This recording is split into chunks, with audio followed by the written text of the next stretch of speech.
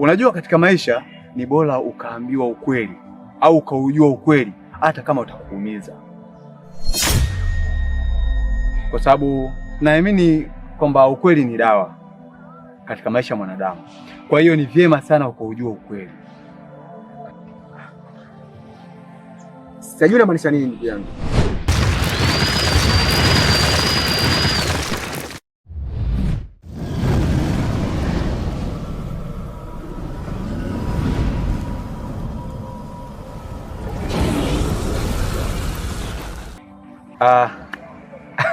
Rafiki yangu yone hamna.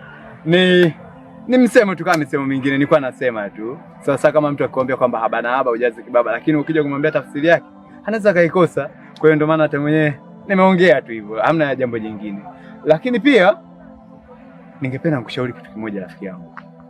Unajua kama una matatizo kwenye familia au kuna changamoto yoyote unaipitia, ni vyema ukawashirikisha watu wako wa karibu, huenda wakakusaidia kuchanganua hilo tatizo, kuliko kuendelea kukaa nalo peke yako likaendelea kukuzuru mwenyewe moyoni. Ni kitu kibaya sana. Ndio unakuja ule msemo kwamba mficha maradhi umauti umuumbua. Kwa hiyo nisingependa ndugu yangu ifikia hatima hiyo. Sawa, nisio muongeaji sana. Naona unaongea na mzee wa heshima hapa. Ngoja kidogo niwaache. Mimi naenda zangu hivi.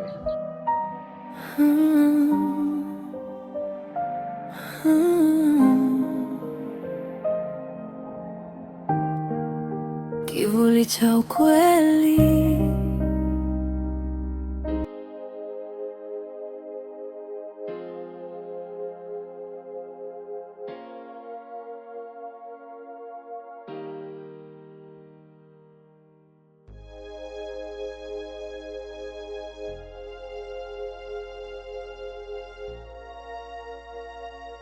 Hapana, siwezi kufanya hivi.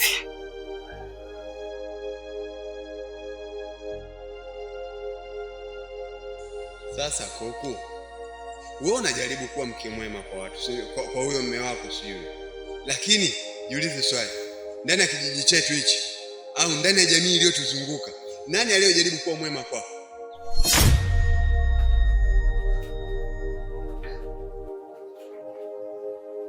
Lakini ni kwa gharama gani?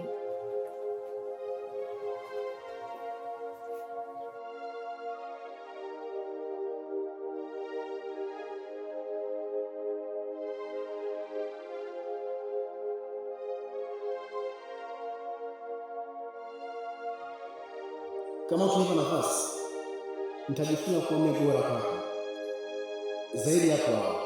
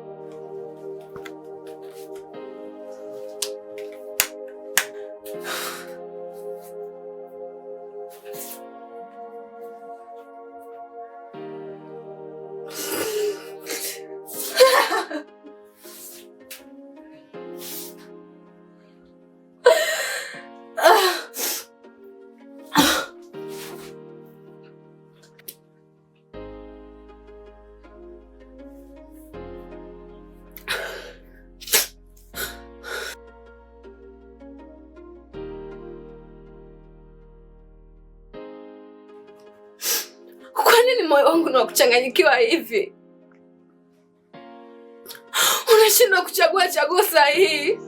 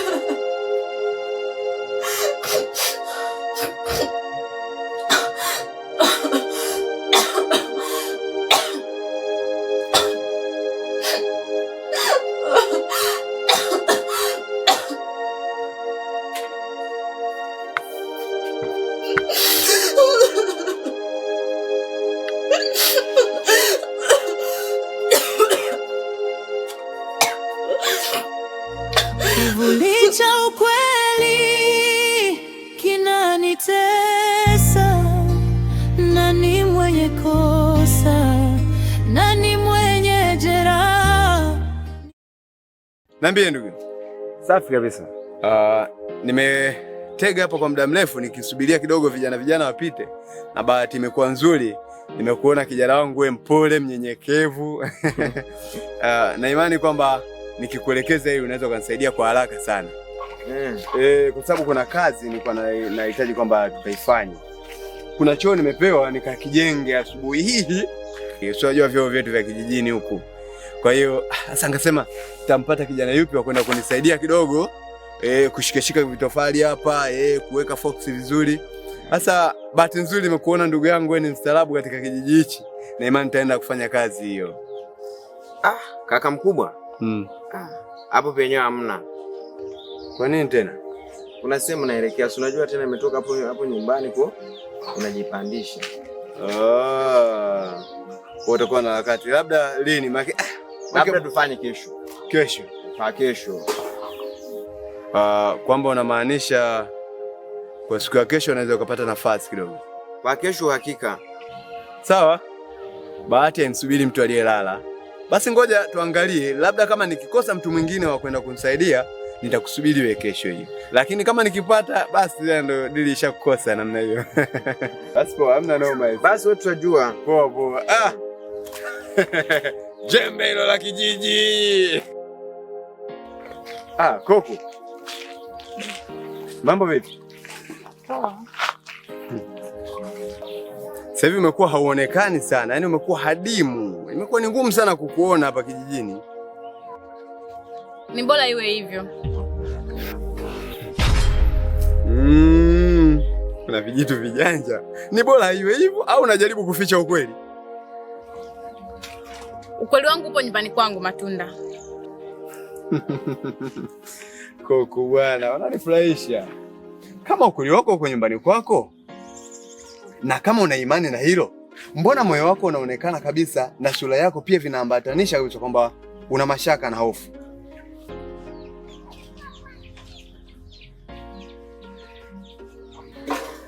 Nilijua tu lazima ukose jibu. Sawa. Mimi kwa upendo wangu nimefanya uchunguzi kwa ajili yako.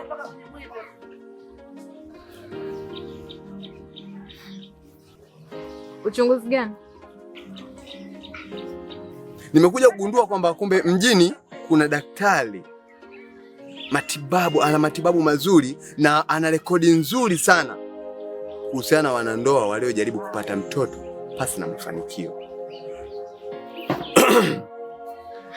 Kwa hiyo mimi katika mawazo yangu nikafikiria, nikawaza kama huyu daktari ana rekodi nyingi za wanandoa walioshindwa kupata mtoto kwa miaka mingi. Moja kwa moja nikakufikiria Koko. Nikaona nijitolee muda wangu, fedha zangu, nikupeleke kwa daktari ili ikiwezekana ujue ukweli. Ni nani kati yenu hapa ana tatizo? Wewe Koko ama Ewani? Lakini kwa nini unafanya hayo yote? Vizuri sana. Unajua mimi ni mwanadamu, nina moyo, na mwanadamu mimi nimesoma vitabu vya Mwenyezi Mungu.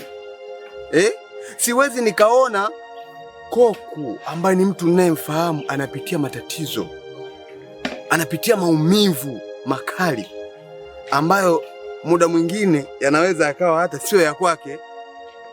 Kwa hiyo nikajitoa kwa muda wangu, kwa pesa zangu, ili kwamba uende ukaujue ukweli na wewe ujitoe katika hizo lawama za watu wanayekulaumu kwamba Koko wazai, Koko si utasa, Koko namna hii.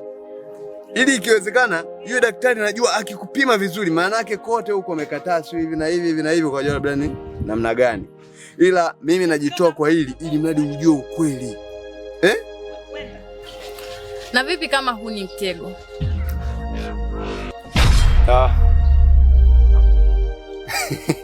Si umefikiria nini? Sio mbaya, lakini kwa swali lako acha nikujibu. Inawezekanaje kuwa ni mtego wakati mimi najitolea? Sawa. Fumillahi.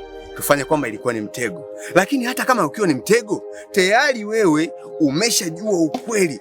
Tena ukweli huo utakuwa umeujua mwenyewe, kwamba labda ukaenda kupima ukajulikana kwamba wewe sio mwenye tatizo. Kwani faida itakuwa ni ya kwangu?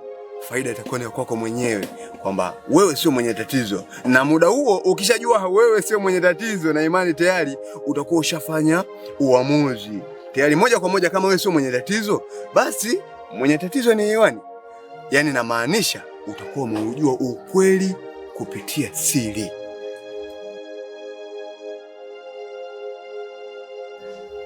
Je, wewe uko tayari kuishi katika lawama ambazo sio za kwako? Je, wewe uko tayari kuona watu wakikusakama koko wazai bila kujua kwamba wewe sio mwenye tatizo au wewe mwenye tatizo?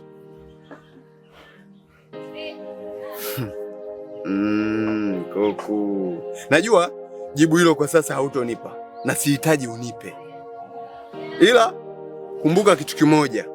Hivi tunavyoendelea kumisi leo kesho, kumbuka na muda nao unakwenda, wakati unapotea.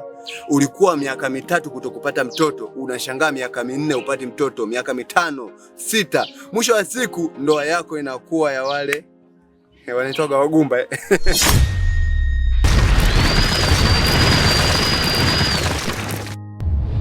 Miaka 3 imepita, ndoto bado kimya. Kitanda chetu ni kikubwa, lakini kiko pweke pia. Nacheka mbele za watu, machozi ndani yananitesa. Maswali yasiyo na majibu, moyo wangu yanogesa. Nilitamani kicheko cha mtoto ndani ya nyumba, lakini kila siku ni kimya kinachoniumiza. Najiuliza, kosa langu ni lipi mbele ya Mungu?